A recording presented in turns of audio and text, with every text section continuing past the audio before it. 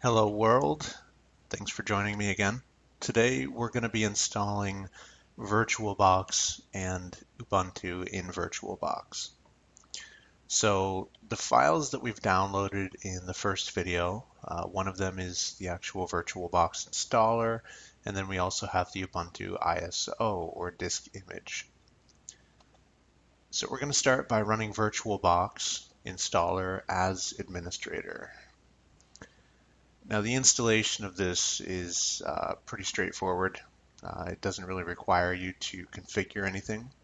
So once it comes up, just hit next, next, next, yes, and then install.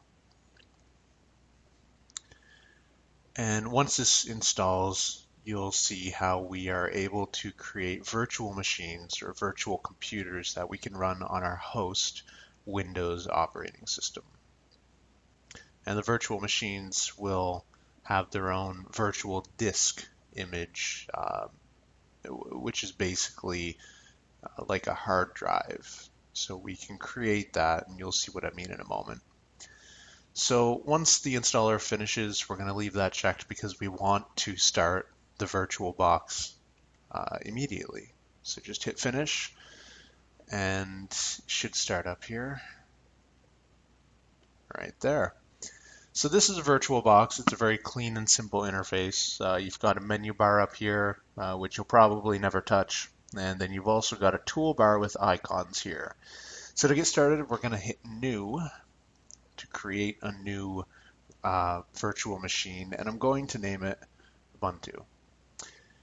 The type is Linux, and the version is going to be, it should default to Ubuntu 64-bit, which is great because we've got a 64-bit disk image to use. So click Next, and here we're going to allot it a certain amount of our actual RAM to use on the virtual machine. You can set this to whatever you like. Typically, you don't want to go into this orange or pink field because that's going to give you less RAM on your host machine. So I typically like to set it to about half of my total RAM, which is 4096 megabytes, 4 gigabytes. Once you've got this set, just hit next, and we're going to create a virtual disk now. We're going to be using the VDI or VirtualBox disk image format, so just hit next. The difference between dynamically allocated and fixed size is that in a moment we're going to be able to choose a target size for the VirtualBox disk image. With a fixed size, that's always going to be the same. So it's always, if we set it to 20 gigabytes, that's always going to consume exactly 20 gigabytes on our host hard drive as a file. If we dynamically allocate it, what that means is that we can set the target size to 20 gigabytes, but if there's only like 5 gigabytes of actual data on that virtual drive, it's only going to consume that 5 gigabytes on our host drive as a file. So dynamically allocated is always what I use. It just seems better. So hit next, and here is where we are able to choose the target size of the hard drive. So I'm going to choose 20 gigabytes. Hit create, and here is our virtual machine. We have an option to start it right now, which is going to be useless because we haven't yet told it what type of installation media we want to use. So select the VirtualBox in the left-hand menu and hit Settings. When the settings comes up, there's not much we need to really do here. If we go to System, we need to make sure Enable I/O APIC is on. Hardware clock and UTC time should be defaulted as well. If we go to the processor tab, we see that it's using 1 core of my quad-core processor. Now we can increase this, but I find you get worse performance the more cores you use. So we're not going to do that.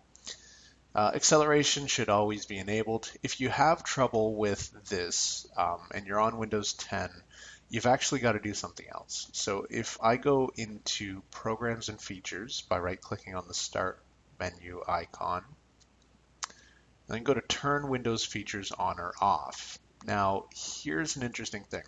Hypervisor is a virtualization technology that Windows includes by default.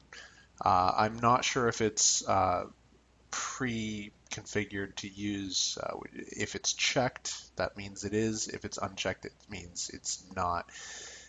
So if you have trouble with setting up a virtual machine, basically what you're going to want to do is, first of all, come in here and make sure this is disabled. So make sure it's unchecked.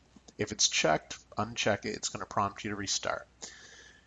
Once that's configured, you've got to actually go into your BIOS and you've got to enable virtualization technology for your processor. So to boot into the BIOS, you're going to restart your computer normally, and as soon as it comes back on, before you see the Windows logo or anything like that, you're going to repeatedly strike the key. It's normally F10. Your motherboard might have a different key that it uses to get into BIOS. Sometimes it's F2. So just try that, and once you get into the BIOS, follow these images and you should have no trouble at all. So back to the VirtualBox. If we go to display, we're going to see that the video memory is set really low at 12 megabytes. That's not going to really help much. So what we're going to do is put that up all the way to the end, which is 128 megabytes. It should give better performance, and we're going to enable 3D acceleration. 2D acceleration is only available on Windows guest machines, so that's irrelevant at this point. If we come down to the storage item, this is what we need to use to tell the virtual image to load up our Ubuntu ISO. So select the empty disk here, and on the right hand side you'll see this icon here. I've already pre-selected it in a previous run, but what you're going to do is click Choose Virtual Optical Disk File, and then browse to where you saved the ISO.